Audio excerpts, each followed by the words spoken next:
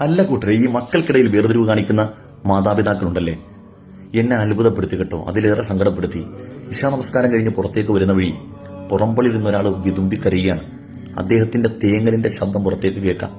എന്നെ കണ്ടപാടെ ചാടി എണീറ്റ് കൈപിടിച്ചു. സാറേ, എന്തുണ്ട് വിശേഷം, ദുആ ചെയ്യണം. ഇത് പറയുമ്പോഴും അദ്ദേഹത്തിന്റെ കണ്ണ് ഈറനണിയും നമുക്ക് കാണാൻ കഴിയും. ഞാൻ ചോദിച്ചു, എന്തു പറ്റി?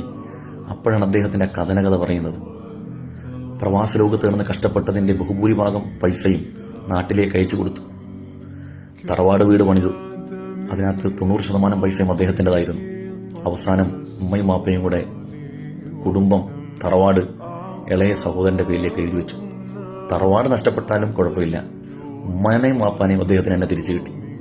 ഇളയ സഹോദരൻ തറവാട് വീട് മാത്രമേ സ്വന്താക്കിയുള്ളൂ, ഉമ്മാനെയും മാപ്പാനെയും ജ്യേഷ്ഠന് കൊടുത്തു.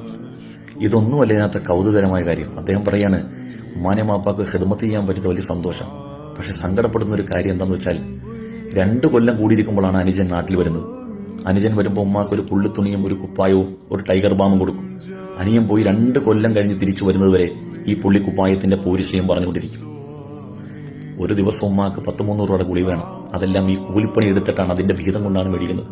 കുട്ടിയുടെ പഠന ചെലവും ഭാര്യയ്ക്ക് അസുഖമുണ്ട്, ഹോസ്പിറ്റൽ ചെലവും ഒക്കെ ഈ ചെറിയ ശമ്പളത്തിൽ നിന്ന് അദ്ദേഹം ചെലവഴിക്കണം.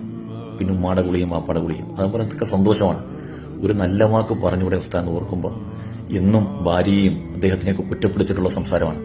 എന്നെ കേൾക്കുന്നവരിൽ പല ആളുകളും ഇത്തരം സ്വഭാവമുള്ള, കാരണം ഇന്നത്തെ കാലം എന്ന് പറഞ്ഞാൽ അള്ളാഹു തആല പറഞ്ഞില്ല, അന്ത്യനാളെടുക്കുമ്പോൾ മനുഷ്യന്റെ ഉള്ളിൽ നിന്ന് റഹ്മത്തിനെ അള്ളാഹു എടുത്തു കളയുന്ന, ആർക്കും ആരോടും യാതൊരു കമ്മിറ്റ്മെന്റും ഇല്ല. എന്നിരുന്നാലും കുറച്ചൊക്കെ നീതി വേണ്ടേ? അള്ളാഹു ഇതൊക്കെ കാണുന്നുണ്ടല്ലോ.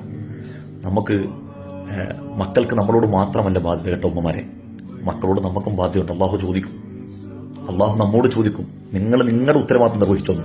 അല്ലാതെ മക്കൾ ഉമ്മമാരോടുള്ള കടപ്പാട് വാപ്പമാരോടുള്ള കടപ്പാട് മാത്രം നിർവഹിച്ചു എന്നുള്ളതല്ല. നിങ്ങൾക്ക് നിങ്ങളുടെ മക്കളുടെ മേൽ കടമയുണ്ട്. അതെന്താണ്? നീതിപൂർവ്വമുള്ള പെരുമാറ്റമാണ്. എല്ലാ മക്കളെ ഒരുപോലെ കാണണം. അതിൽ പെൺകുട്ടികൾക്ക് മാത്രമേ ഉള്ളൂ ഒരല്പം സ്ഥാനം കൂടുതൽ കൊടുക്കേണ്ടത്. നബി സല്ലല്ലാഹു അലൈഹി വസല്ലം തങ്ങൾ പറഞ്ഞിട്ടുണ്ട്, ഒരു ഭക്ഷണം അങ്ങാടിയിൽ നിന്ന് വാങ്ങിക്കൊണ്ട് വന്നാൽ അത് പെൺകുട്ടിയുടെ വായിൽ വെച്ച് കൊടുത്തുകൊണ്ടാവണം തുടങ്ങേണ്ടതെന്ന് മുത്തനബി തന്നെ പറഞ്ഞിട്ടുണ്ട്. ഈ ഹദീത്ത് ഇമാം ഗസാലി തങ്ങൾ ഉദ്ധരിക്കുന്നുണ്ട്. അതുകൊണ്ട് മക്കൾക്കിടയിൽ വേർതിരിവ് കാണിക്കാതെ അവരെല്ലാം ഒരുപോലെ ചേർത്ത് പിടിച്ചുകൊണ്ട് നമ്മൾ ജീവിക്കണം. എന്നാലേ നമ്മുടെ ആഖിബത്ത് നന്നാവും. മാത്രമല്ല, മരണാനന്തരം ഖബറിൽ സമാധാനപൂർവ്വം കിടക്കാനും കഴിയുള്ളൂ. അള്ളാഹു കാക്കട്ടെ.